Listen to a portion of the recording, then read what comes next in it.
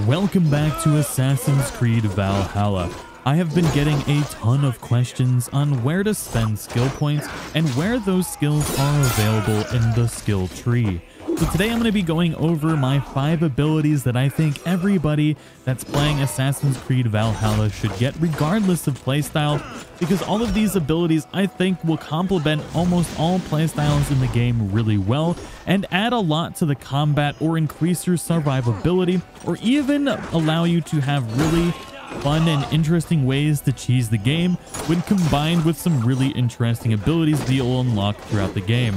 Now, I do have a separate ability video where I kind of went over a little bit of the stuff we're going to go over in this particular episode. But regardless, this is going to be focused on skills. If you're interested in abilities, I do have a separate video for that I'll link in the description and in the pinned comment. But there is definitely a lot of really fun ways to utilize these skills to make combat or just the game a little bit more enjoyable. Now, the first skill we're going to be talking about today is one that I've mentioned quite a few times, and that is the Advanced Assassination. Now, this skill can be gotten very early in the game because it only takes a few skill points to acquire, and this will allow you to be the assassin that you truly want to be in Assassin's Creed Valhalla, providing you can get the timing right on the assassination attempts. Now, this skill will allow you to cheese with some other abilities that you can get during the game, and I've made a list of those abilities in my video of 5 abilities that I recommend getting in the game. We'll go over them here quickly as well. Now, these abilities can really do a number or save you from sticky situations. You have the Feign Death ability that will allow you to basically fake death and then use Advanced Assassination to instantly take out high-level targets. You can do this for fun, or if you get in a situation where you just don't want to fight somebody. Now, you can also use the Sleep Arrow. This will allow you to knock out groups of enemies all at once, run up, assassinate them, get all of the adrenaline from that, and you can just continue putting targets to sleep, assassinating them, re-getting your adrenaline, and just continuing through this process and taking out entire hordes this way. It is ridiculous, and it's easily one of the best skills in the game, especially if you want to cheese some things. Now, the abilities that you're going to want to get with this skill is the Thorn of Slumber level 1 and 2. Level 2 will emit like a cloud of gas that'll put nearby enemies to sleep as well. And then the other skill that you're going to want to get is the Feign Death level 2. When you get it to level 2, you're actually going to be able to commit the assassination from your Feign Death, which becomes incredibly OP when combined with the Advanced Assassination skill.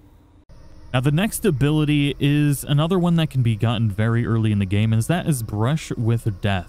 Dodging just before an attack lands grants you heightened senses, making others around you appear to move slower for a time.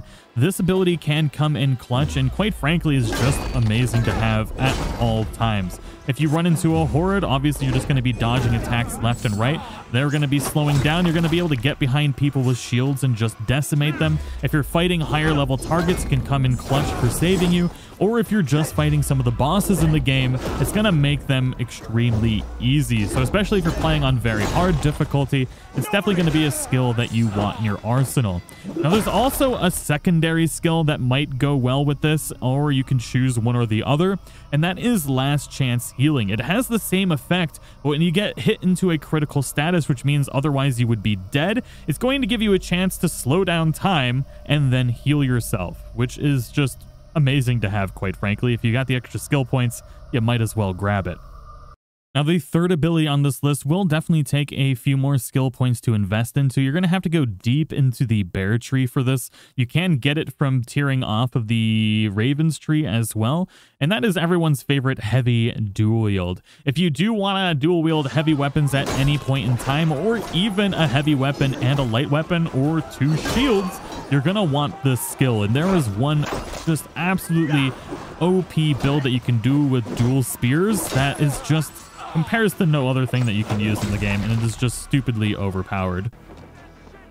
If you do decide to get this ability, I highly recommend using it with the dual spears. They attack so quickly, do so much stun damage, and the radius on them is so big that, quite frankly, there's not going to be much in the game that can stand against you. Especially if you're using like a high crit and stun build with it. It's just amazing the amount of damage and how fast you're going to clear out areas in the game. Now, I do have a video on all the equipment and weapons that I'm using in this particular video. I'll leave a link in the description and in the pinned comment if you want to check out my top 5 weapons video, and I'll leave links to all of the armor sets that I have recorded as well. Now, the next ability is going to be in the Wolf Tree, and I highly recommend getting this one just for kind of crowd control, and it's actually really fun to use. Whenever you kill an enemy and they drop a weapon, you'll be able to pick up that weapon and chuck it at the nearest enemy.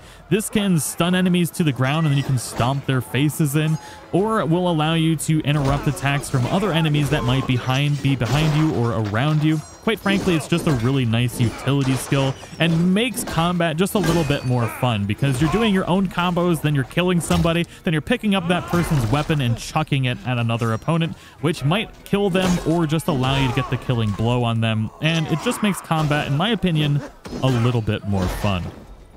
Now, there is another skill like that is in the Raven's Tree, and that is the Missile Reversal. It's not as utilized, but it does do more damage, and if you really just want to chuck arrows and other flying objects back at people, then I highly recommend getting this one, maybe instead or in conjunction with the other skill. Both are really great to have, and I wanted to make sure to point both of them out. Now, last but not least is another skill within the Wolf Tree, and that is Grit.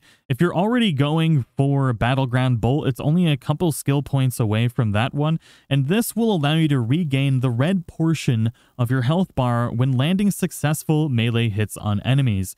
So if you do happen to take damage and you've already skilled into some of the other skills I recommend, you're going to be slowing down time a lot in hitting enemies. This will allow you to heal yourself and not always have to consume rations. I think it's a great skill to have no matter what, because if you do ever happen to take damage, it's just nice to regain it, not have to worry about your rations.